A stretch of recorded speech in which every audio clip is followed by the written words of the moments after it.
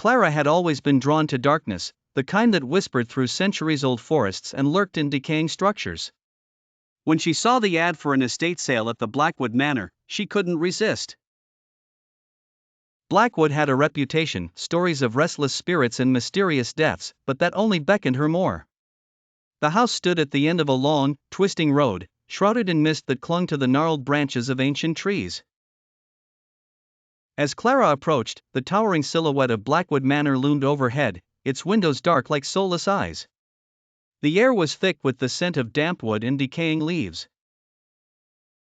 Inside, the manor was a labyrinth of shadowy corridors and dust-choked rooms. The floorboards groaned beneath Clara's weight, their protests echoing down the vast emptiness. She wandered, entranced by the faded portraits of long-dead inhabitants whose eyes followed her every move. In an upstairs bedroom, she found the mirror. It was an artifact of exquisite craftsmanship, tarnished silver frame, ornate carvings, and a surface dulled by centuries. Clara felt a chill as she looked into it, something ancient and malevolent stared back. Nights were the worst. Clara couldn't sleep, there were whispers in the walls, a constant murmur that played tricks on her mind. She awoke to find shadowy figures lingering at the edge of her vision, disappearing just as quickly as they came. One cold, moonless night, Clara awoke to the sound of sobbing. It echoed through the halls, growing louder as she stepped out of bed and followed it. The sobbing led her to the mirror.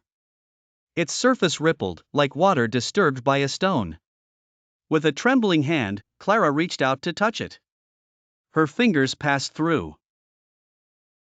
On the other side was a world drenched in darkness, a twisted reflection of her own. There, she saw her, a ghostly doppelgänger, tears streaming down her face.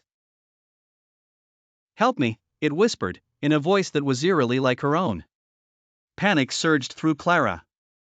She tried to pull back, but an icy grip held her fast, tugging her further into the mirror. Shadows closed in, engulfing her. The last thing she saw was her own horrified face trapped in the glass, a prisoner in the haunted realm.